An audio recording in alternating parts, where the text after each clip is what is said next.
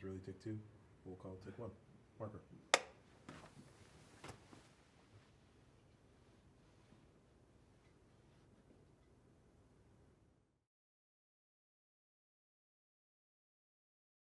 Hyde Park, Chicago is a place where you find your people pretty quickly. And so when I was there as an English professor, my first real job out of graduate school, I pretty soon afterwards heard that there were these wonderful people who I should meet in the neighborhood. They were recently married, nobody had kids.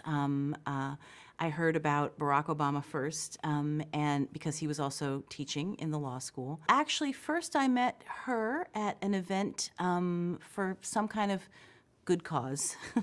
Hyde Park is filled with events around good causes, and you find the people who think that the things are good that you think are good. And I remember just feeling that I had met a true friend. And then when I met him at a dinner party, we just looked at each other and smiled at each other. And I said, "You look just like my brother." And he said, "You look a lot like my sister." And from that moment, it felt that this was a special family friendship. In those years, it was all about dinner, and dinner at other people's houses, and dinner with a lot of people around the table, and dinner where anybody is welcome, and dinner in a community where there were always lots of fascinating people passing through, because it was a dynamic university community, and a community also where there were all kinds of dynamic political things happening. So at those dinner tables, you talk about everything, and I think that all of us were trying to figure out what we wanted to do with the opportunities that we had to be useful people. Then, again, this was before there were any children, when we were just finding our way really in our work. I honestly thought he was the smartest person I had ever met. And to all of my other brilliant friends, I am sorry. But there was just, and all of my friends are brilliant, but there was just a way that his mind took things in, processed them, processed incredible amounts of information in a kaleidoscopic way, that his curiosity was probing and deep and relentless. So I knew that whatever he wanted to do, that he could do. I laugh now to think that there was a moment where I thought, oh, maybe he'll run a foundation. It was the first that I even knew what a foundation was, but I thought, well, that's a big job. You'll do that big job. The political stuff and certainly the presidential stuff never occurred to me. I just knew he was the smartest person I ever met. I think we're actually kind of an interesting generation, because I think that those heroes of the civil rights movement and those heroic acts of the civil rights movement, by which I mean not just the headlines of the civil rights movement, I mean the long civil rights movement, I mean the on-the-ground civil rights movement, I mean the civil rights movement as it manifested itself in arts and culture. So I'm really talking very, very, very broadly.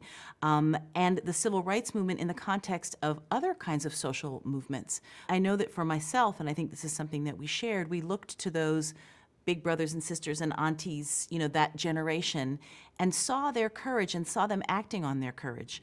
We've never talked about this, but both of us in our college years were very, very engaged with anti-apartheid work. And so I think that, South Africa and the wrongs of apartheid gave those of us with certain sensibilities a way to enact our politics, even though that wasn't something that was happening in the United States. So what did we then do when we had trained and found our way? That's what was the interesting question. With my own family and with my parents, yes, my parents, the iconic story was that they took me to the March on Washington when I was a baby in the carriage. And there was a way in which, change. My father worked for President Johnson on the Voting Rights Act, on the Civil Rights Act, was a liaison to the civil rights community with the White House, was first head of the Equal Employment Opportunity Commission. He is a justice warrior who comes out of that movement in a way that people don't always see. So I always knew that, but I still couldn't own it. I didn't do it. I had to figure out, okay, well, all of this road has been cleared for you, so you better figure out something that moves it forward. And I think that is kind of where generationally President Obama and I met. We are very deeply schooled in the philosophy of, the I that doesn't exist without the we. And that, we weren't just invented with our talents out of nothing, and that you actually can't get anything done by yourself, even if you do have certain individual talents. I make poems, I write books of poems, they're written by me. I, sweat over them, I do them, no one else did them, but I exist in a much larger context of other writers who have cleared space, and also other writers who are writing alongside me. It's actually not fun to be by yourself. It's not meaningful to be by yourself. This is not me, this is us. This is your victory, this is collective victory, and that many, many, many, many, many, many hands work to make this happen. So my brother, Mark Alexander, is an amazing systems thinker, and a political junkie, and a very methodical, mathematical political thinker. He had worked on a lot of different political campaigns. He was the issues director for Bill Bradley's presidential campaign. He had worked for Senators Metzenbaum, Kennedy, law school professor. And very early on, and of course what we must remember is that a lot of people I didn't imagine that this was anything that was going to happen. He got a look on his face that I'd seen before, and he's like, I'm looking at the map. And thinking about the Electoral College, and thinking about actually how it could be done, what the path to victory might be. And he wrote up a memo, and he had met President Obama at that point, through at my wedding, at family gatherings, and he said, kid, I think you should send this to him, because I see it. And so that's how that happened. I couldn't answer the rest of what the whole process was from within the campaign, but that's how it came about, from my brainiac brother having a notion.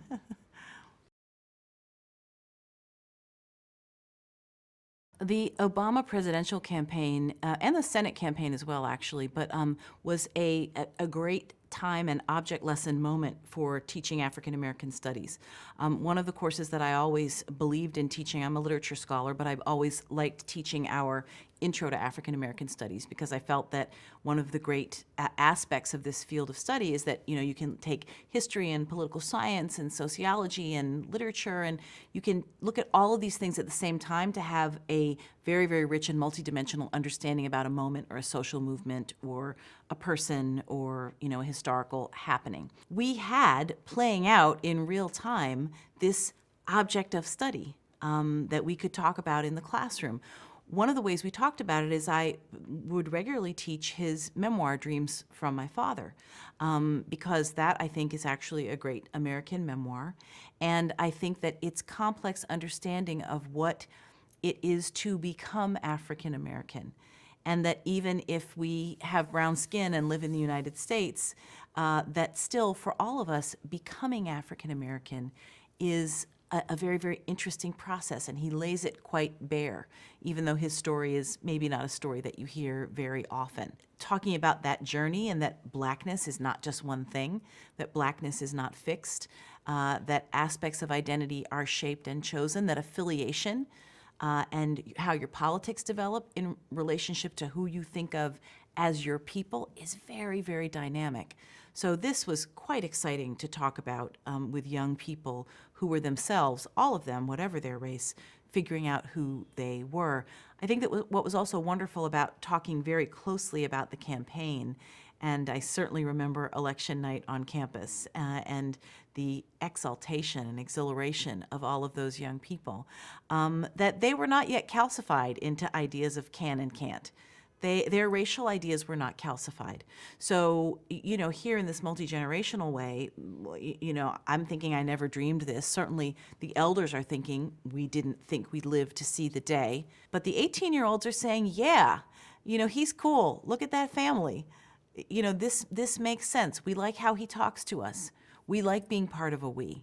There was something very pure about teaching in that moment because their hope was unalloyed. It was gorgeous. I was not surprised, but what struck me about the book that was so wonderful was here was my friend who was a law professor. Here was my friend who was a state senator. Here was my friend who was a legal theorist. Here was my friend who was a civil rights attorney. Here was my friend who had been a community organizer. Here was my friend who was my friend. But here was my friend who was a writer and who cared. I knew him as someone who lived by the word, who was a voracious reader, who cared about literature tremendously. We see that to this day. He crafted a work of literature with that degree of care when he didn't have to, because that is a book that could have gotten by with being the story of, you know, a supernova, even though he had not yet been elected president or senator, actually.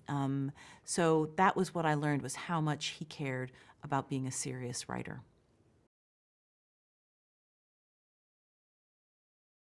Well, if you'll recall, on election night 2008, it was suddenly called.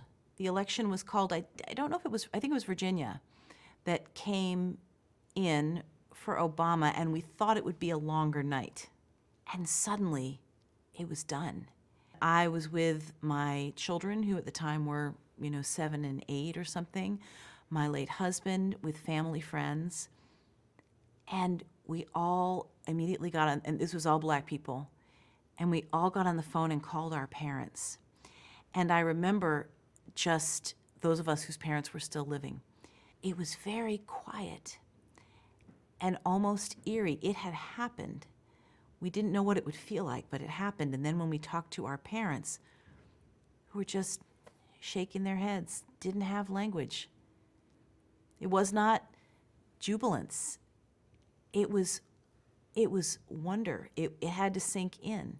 It was late enough for the kids, so the kids were bouncing and running and dancing and excited, and they knew it was a happy thing. And I think we were quiet and stunned and emotional, but it was very important that it was multi-generational. The hard thing was writing the poem. Trying to sort of, if you will, listen across the land. Well, how can you even do that? I thought a lot about Walt Whitman and that way in which Whitman, with those long lines and the sweeping, encompassing spirit, is saying, like, America, here you are in all your everythingness. I'm going to listen to you. I'm going to pay attention to you. I'm going to put you in this poem.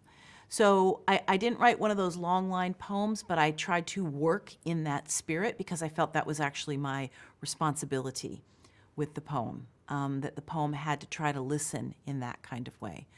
It was also an unusual kind of poem to write because I knew that most people would never read it, and I write poems that people read, and I knew that most people would only hear it when it was spoken out on that particular day.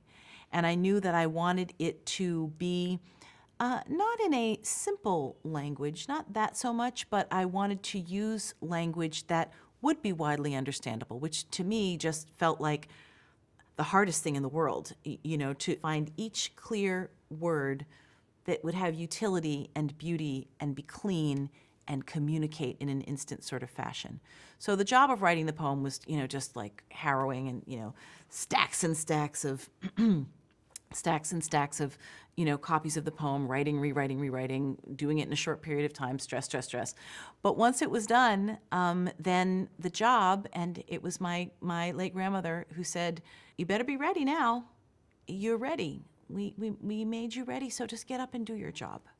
Just do your job. And then when I got up to read the poem, feeling that I was really just doing it on behalf of American poetry and American poets, living and dead. So honestly, my experience of reciting that poem was that I was on a very crowded stage, crowded with American poets. And I remember when the senator read my name, she said, Elizabeth Alexander, an American poet. And I thought, that's what I'm doing up here. I am an American poet for this moment, which is not even just about this extraordinary man, but is about this moment he's brought us to.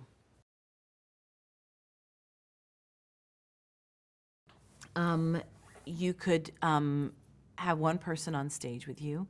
And my beautiful late husband, who's from Eritrea in East Africa, who had a great understanding of the power and importance of elders, he said, Baba, which is what he called my father, and he said, Baba needs to be up on that stage with you because the world needs to see his white hair, by which he meant the tableau needs to be that elders moved us to this moment, which, in a way also President Obama, by having, the John Lewises and the, Muhammad Ali's and the, all of those elders on that stage, was saying the same thing. So my father, I said to him, don't look at me and don't make me cry. But he held my hand very tightly, and he had his original March on Washington button, and he was my ballast and my anchor as I just got ready to do what I was supposed to do. I don't know why anyone's not interested in the next generation. Honestly, I think that one of the things I always tell young people when they go to college is make sure you have friends who are older than you and who are younger than you.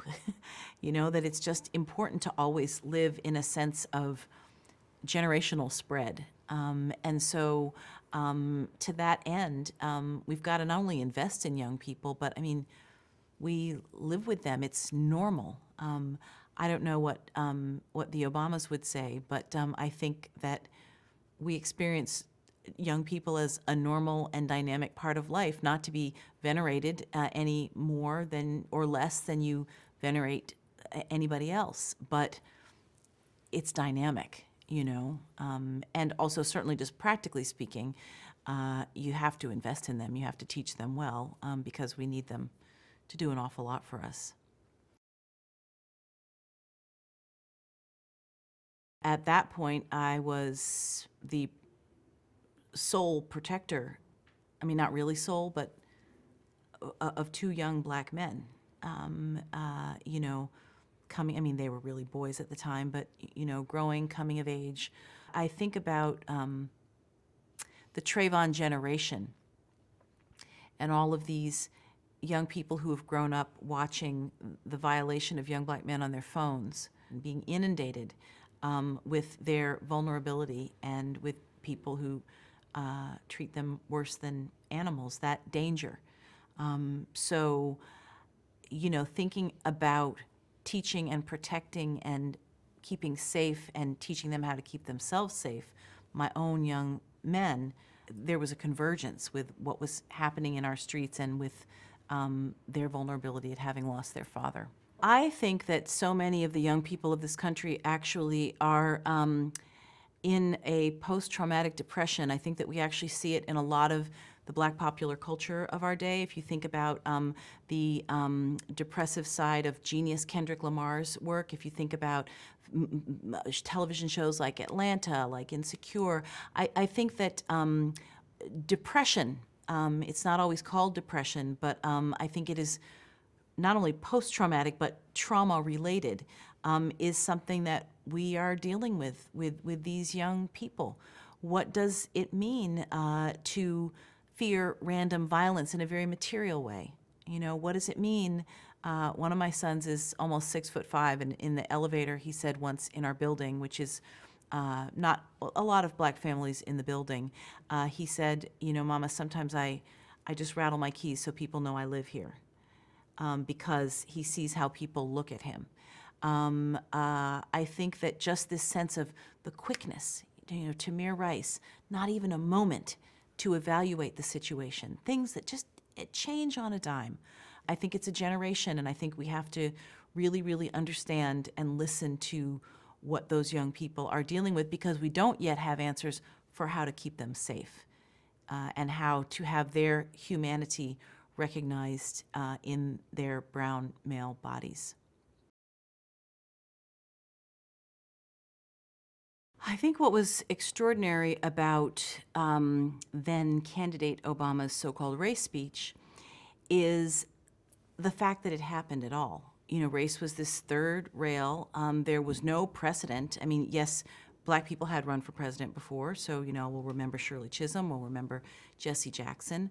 But at this stage in the game, there wasn't a clearly marked road that said, this is how this kind of Black person deals with people trying to disparage him and take him down in the name of race, and by twisting and distorting certain ideas of race and trying to stick them onto him to make him a dangerous person. So it was really, really, really a high wire act. And I think that this gets back to the book and, the writer's care and the precision of his language and, all of the structures of rhetoric and echoes of great American works past and great American rhetorical styles. It was just a very carefully made thing that I think came out of all of the different rhetorical styles that he had, a vast range, I've only named a few, of American modes that let him write a very American speech to deal in an unprecedented way with this subject, which after all is at the center of what this country is all about. The Obamas are remarkably, I'm thinking of words that are not the right word. Calm, that's not quite the word I mean. Equilibrium, they certainly have a lot of equilibrium. Compartmentalized, that's a little colder than what I mean exactly. Eyes on the prize, focused. The prize, by the way, is not the presidency, the prize is the work. Right? So I think that some part of them understood that they could not let all of this rhetoric take them down because it would be a spiral staircase.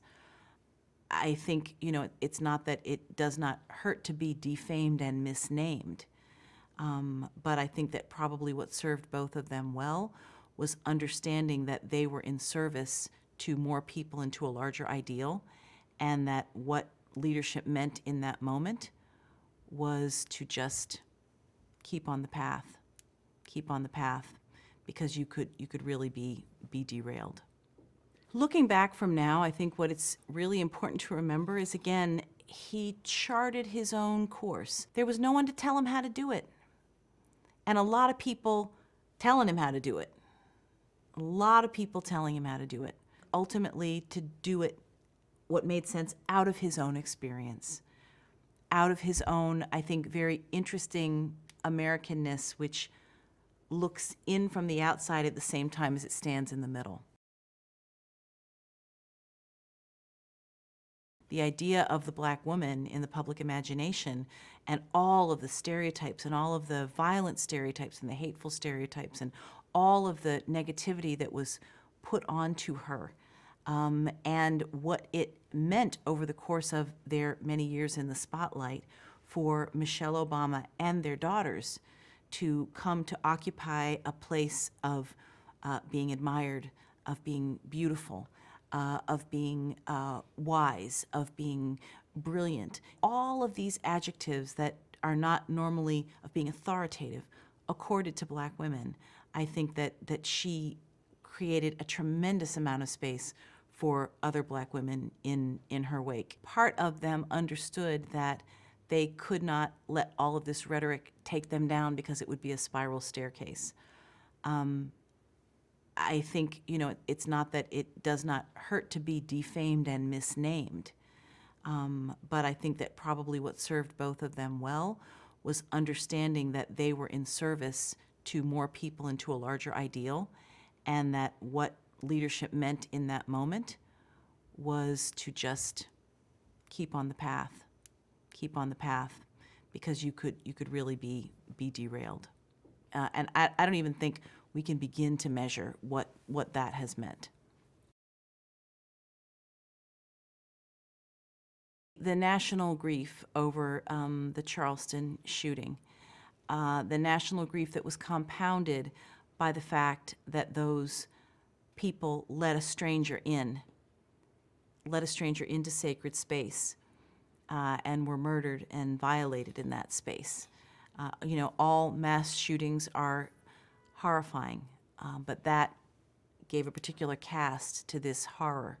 And so how could the president take the nation through that grief and give us something in that mourning. In that church, in that black church, which is not the community he grew up in. Blackness is a fact, but blackness is a text. Blackness is a series of texts. Blackness is something that we learn. Blackness is something that we adapt, that we embrace, that we affiliate with, that we say, these are my people. There in that church, not the church he grew up in, not the community he grew up in. He went to the words of the spiritual. He went to Amazing Grace. He broke into song because words couldn't do what needed to be done in that space. He understood the power of black art that has done what it's done across time to take black people through unimaginable things. But those sorrow songs are what we have turned to when we can't offer an explanation.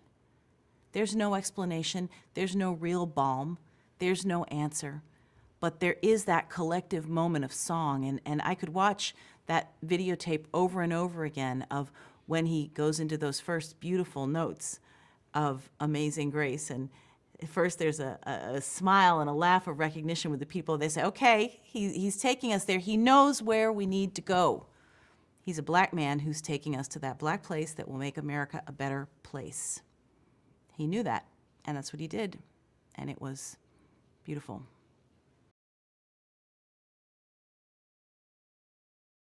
There were many policy things that you could say about the Obama presidency, and that is more time than we have.